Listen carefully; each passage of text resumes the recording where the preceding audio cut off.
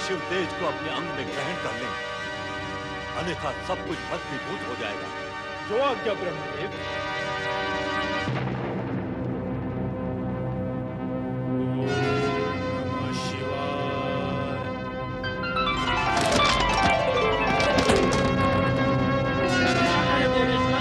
रक्षा करें। तारकासुर के कारण कष्टों का अंत नहीं है महेश्वर।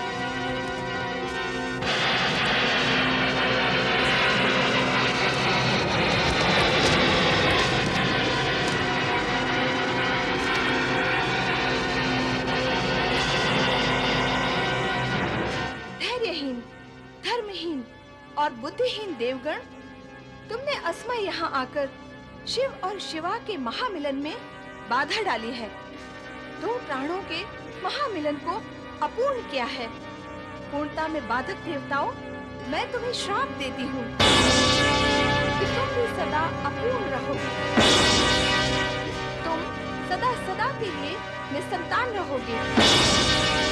तुम्हारी पत्नियां कभी भी माता होने का सौभाग्य प्राप्त नहीं कर सकेंगी। क्षमा करें माँ, हम पर दया करें माता पार्वती, हम पर दया करें। दया करें माँ, दया करें, हमें क्षमा करें माँ, क्षमा करें, दया करें माँ, दया करें।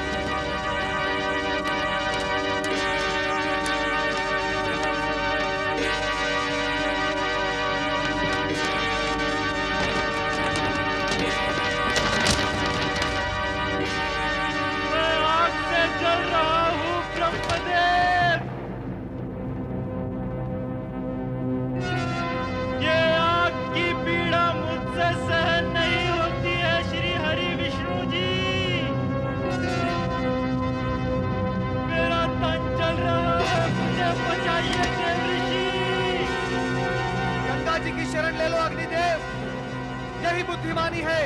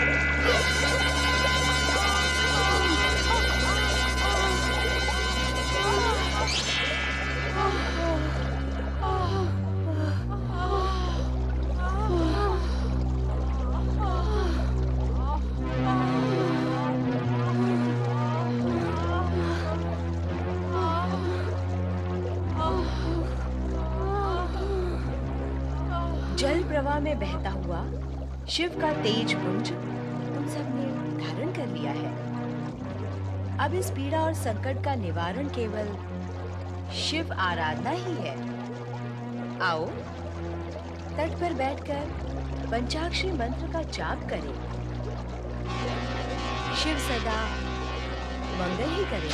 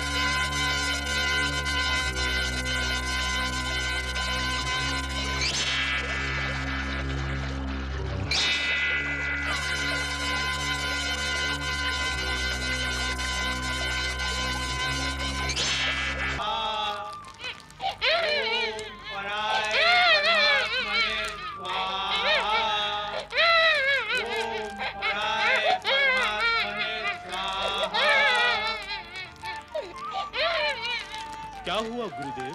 आप खड़े क्यों हो गए गुरुदेव? शिशु का रोदन सुन रहे हो?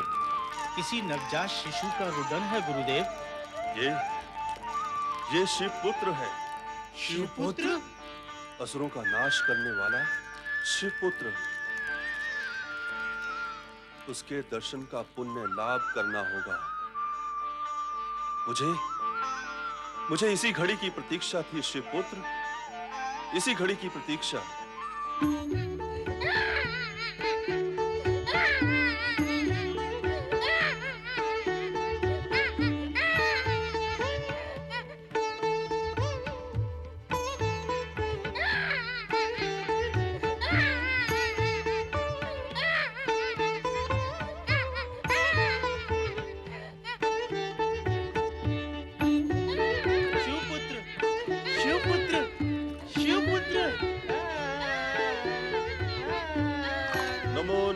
शिवपुत्र नमो नमः।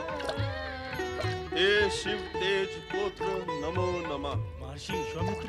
सिकंद नाम शक्ति पुंज नमो नमः।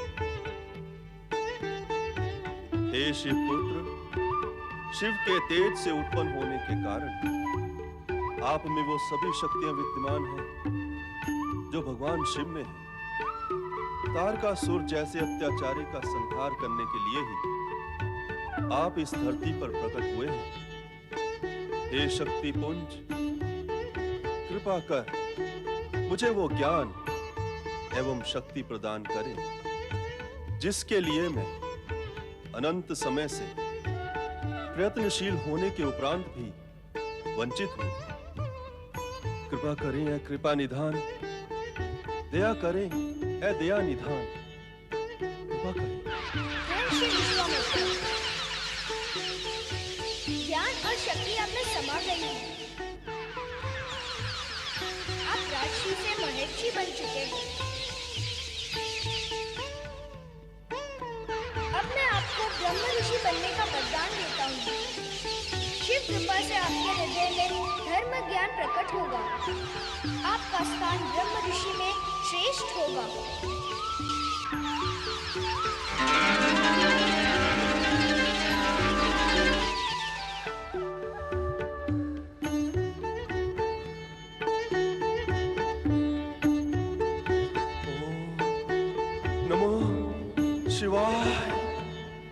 हे विश्वामित्र, तुम्हें पूर्ण ब्रह्म ज्ञान हो गया है।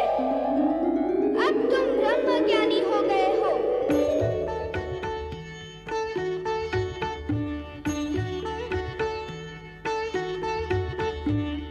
ओम नमो शिवाय। दुखी जन का रुदन दूर करने के लिए तो आप प्रकट हुए हैं और स्वयं रुदन कर रहे हैं। आपकी लीला का प्रयोग मुझ पर क्यों भगवान, जगत पर करें।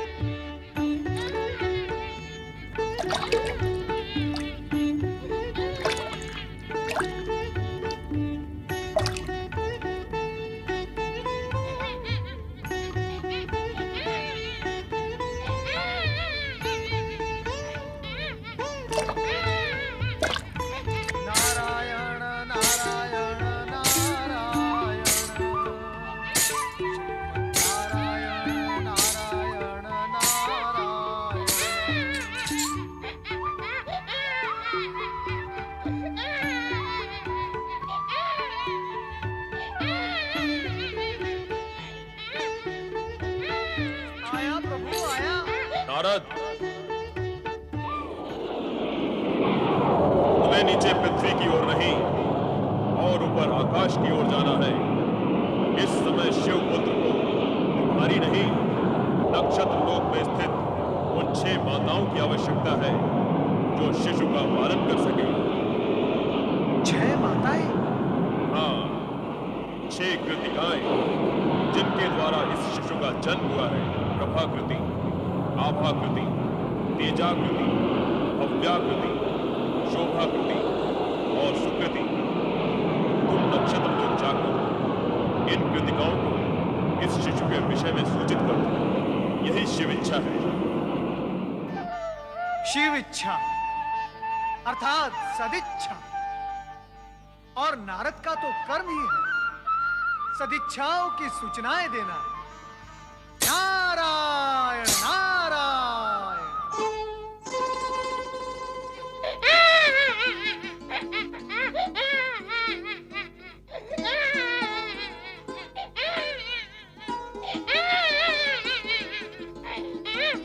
कैसे कौन शिशु रो रहा है? जो भी कोई है, इसने हमारे मन के मातृत्व को जागृत कर दिया है। हाँ, मुझे भी ऐसा ही लग रहा है। लग तो ऐसा ही रहा है जैसे कि अपना ही शिशु रो रहा है। जब हम सभी को ऐसा लग रहा है, तो हमें तुरंत शिशु की खोज करनी चाहिए। भव्याकृति कुछ दिखाई दिया? नहीं, तेजाकृति, प्रभाकृति, शोभाकृति और आभाकृति किसी को भी कुछ दिखाई नहीं दे रहा। नारायण नारायण। देवर्षि, आप और यहाँ, आप तो तीनों लोकों में भ्रमण करते हैं। आज नक्षत्र लोक में आना कैसे हुआ? नारद जिस लोक में भी जाता है, लोक कल्याण के लिए ही जाता है। और आज नक्षत्र लोक में भी इसलिए आया है कि आपने मातृत्व जागृत होने के कारण आप सभी की गोद भर देने का सुफल देना चाहता है। नारायण नारायण। ये आप क्या कह रहे हैं देवर्षि? मैं नहीं, उस शिशु का रुदन कह रहा है जो आपके मातृत्व के अभाव में व्याकुल है। अर्थात जिस शिशु का रुदन सुनकर हमारा मातृत्व जागृत हुआ है। आप सभी उसकी माताएं हैं। मातृ प्रेम अकारण तो उत्पन्न नहीं होता। आप सभी ने पिछले जन्म में दिव्य पुत्र की माताएं बनने का वरदान प्राप्त किया था। वो वरदान अब फलित हुआ है और यही शिशु आपकी मातृ भावनाओं की पूर्ति करेगा। इसीलिए सखन वन के जल में रुदन द्वारा वो आप सभी को पुकार रहा है।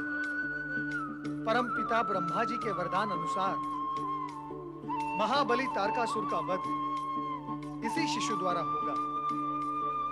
दुष्ट तारकासुर की कुदृष्टि इस पर ना पड़े, इसीलिए कुमार अवस्था प्राप्त होने तक इसका लालन पालन यहाँ नक्षत्र लोक में आप सभी के द्वारा होगा। अर्थात हम सब उसकी माता हैं और वो हमारा पुत्र है। सत्य कहा आपने। ये पुत्र ऐसे सुख प्रदान करेगा अपनी माताओं को कि जन्म जन्मांतर तक उस सुख का स्मरण करके तुम सुखी होती ही रहो। देवर्षि, इतने समय से आप चर्चा ही कर रहे हैं।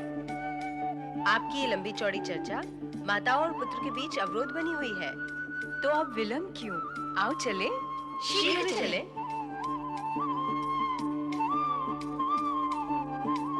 माता का हृदय कब और कैसे बनाया है प्रभु? क्या आपने मन की करुणा और माता के हृदय की ममता के मेल से बनाया है? देखा ना, पुत्र का नाम सुनते ही कैसी सबके सब भाग गई अपने पुत्र कार्तिकेय के पास।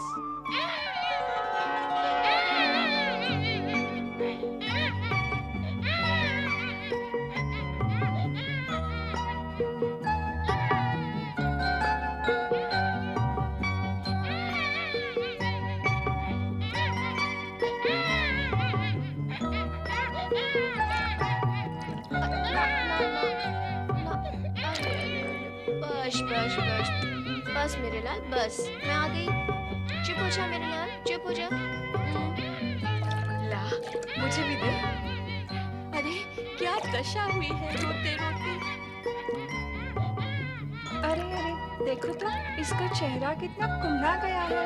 ला, मुझे भी तो दे। तुझे क्यों, मुझे क्यों नहीं? और तुझे ही क्यों? मैं भी तो इसकी माँ हूँ। तो मैं भी तो इसकी माँ हूँ, क्यों? शिशु भी अपना रुदन रोककर ये देख और ये सोच रहा है कि ये मेरी कैसी माताएं हैं जो मेरे समीप आने के लिए अपने आप में भेदभाव करके एक दूसरे से दूर जा रही हैं। विचार करो देवियों, विचार करो। नारायण नारायण। मेरा लाल, नहीं नहीं नहीं। आज से हम सब मिलकर इस शिशु का पालन पोषण करेंगे। नक्षत्र लोक ले जाकर। हाँ देवऋषि, हमारा वास्तव वही है। नारायण नारायण।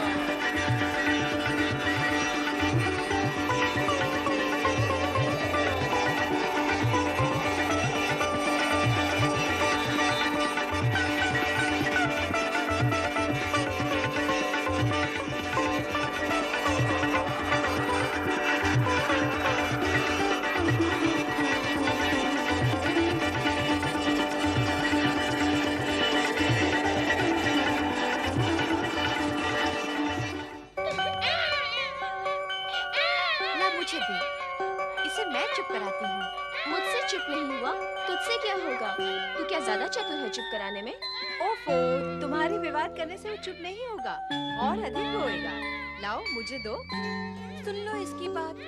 इसकी नहीं सुनेगी, उसकी नहीं सुनेगी, तो क्या शिशु का रोना ही सुनती रहेगी? ये क्या बात हुई? शिशु के हित के लिए विवाद हो रहा है और शिशु का ही अहित हो रहा है।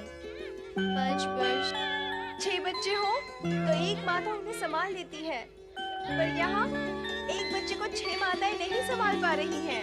हाँ, 6 बच्चे होते तो हम सभी बराबर प्यार कर सकती थी।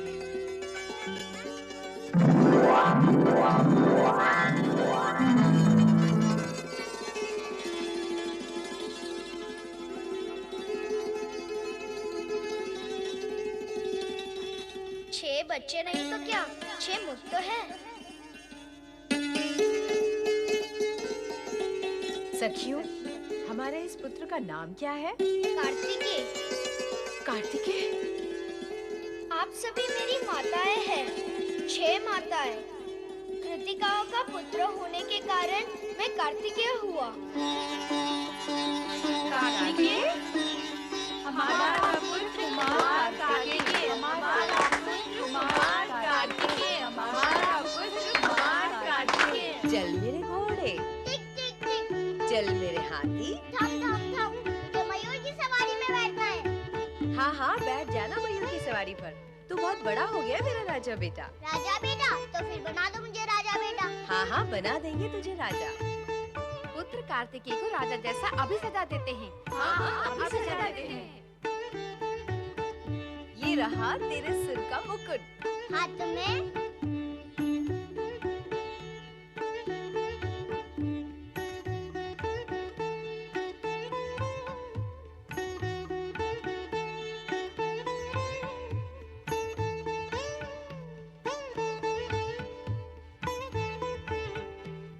कमर में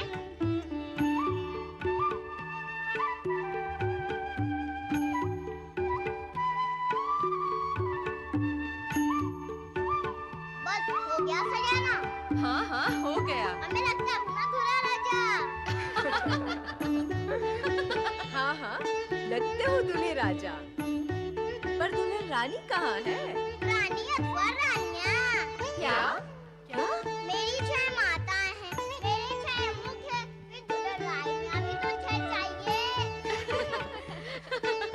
नहीं कार्तिकेय, दुल्हन रानी तो एक ही होती है।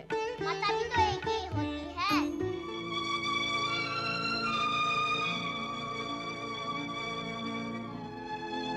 अरे अरे, उदास क्यों होती हो?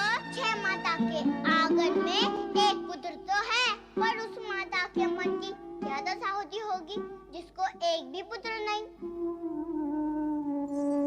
प्रणाम माता।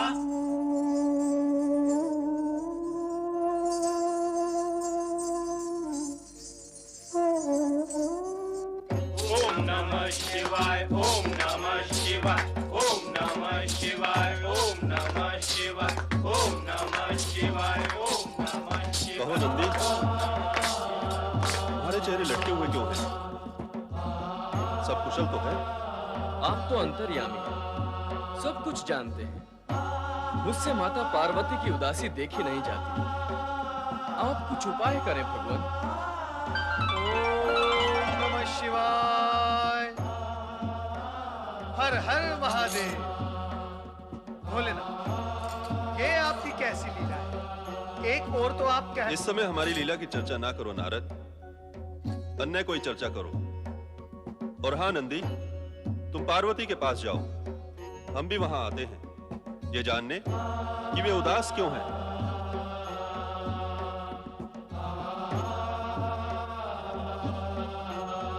भोलेनाथ, नंदी तो गए, अब आप मुझे ये बताएं कि आपने मुझे चुप क्यों किया? तुम शिव पुत्र की चर्चा करने वाले थे, पर हम नहीं चाहते कि इस समय पार्वती को इस विषय में कुछ पता चले।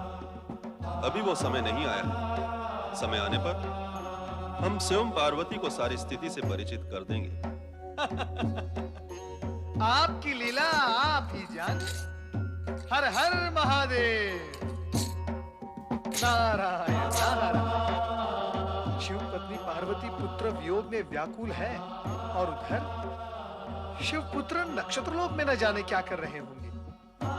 और हाँ, शोणितपुर में तारकासुर क्या कर रहे हैं ये देखना भी अत्यंत आवश्यक है नारद। चलो नारद, शोणितपुर। दानवराज महाबली तारकासुर की जय हो। शोणितपुर के अधिपति महाबली तारकासुर की जय।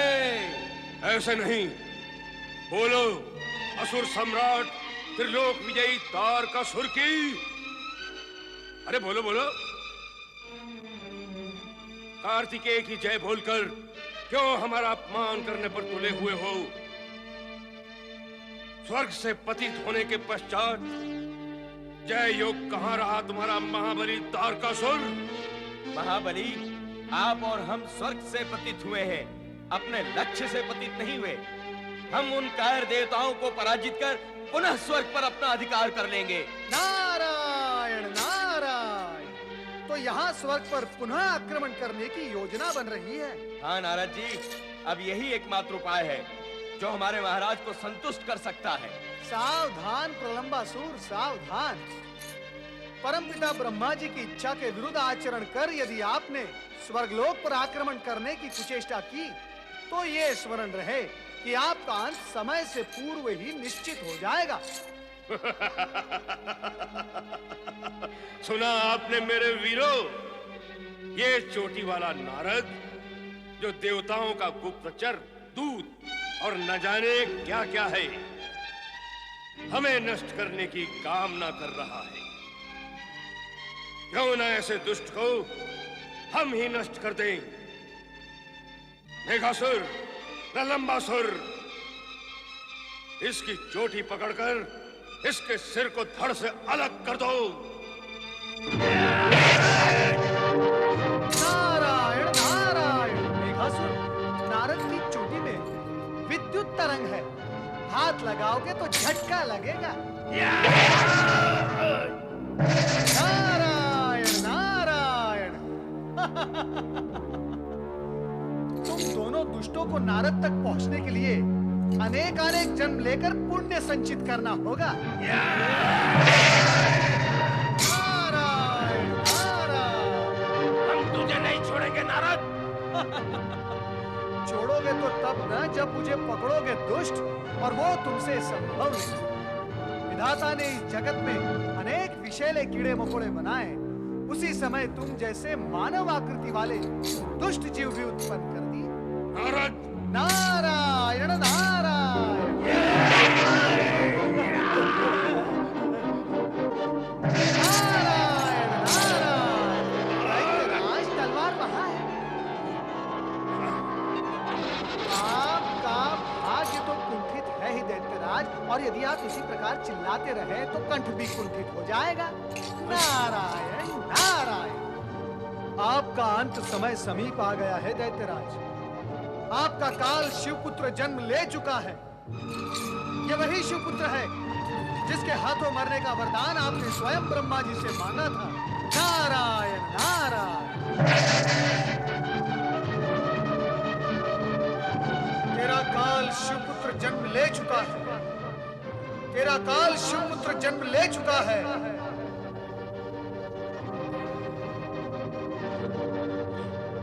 नारद क्या बोल कर गया है?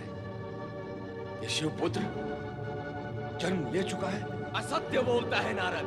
नहीं, नारद कटु बोलता है, अधिक बोलता है, कभी कभी ना बोलने वाले शब्द भी बोलता है, परंतु असत्य कभी नहीं बोलता। फिर भी प्रमाण की आवश्यकता है। मेघासुर, प्रलंबासुर, आज्ञा करें महाबली। कैलाश जाकर गुप्त रूप से पता लगाओ कि शिवपुत्र ने कब जन्म लिया है और वो किस स्थिति में है। यदि सामने पड़ जाए तो तुरंत उसे वहीं समाप्त कर दो। महाबली की आज्ञा का पालन होगा। अब हमारा केवल एक ही लक्ष्य है, शिवपुत्र का विनाश विनाश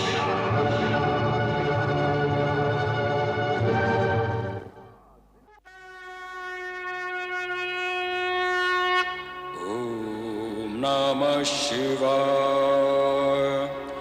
ओम नमः शिवाय।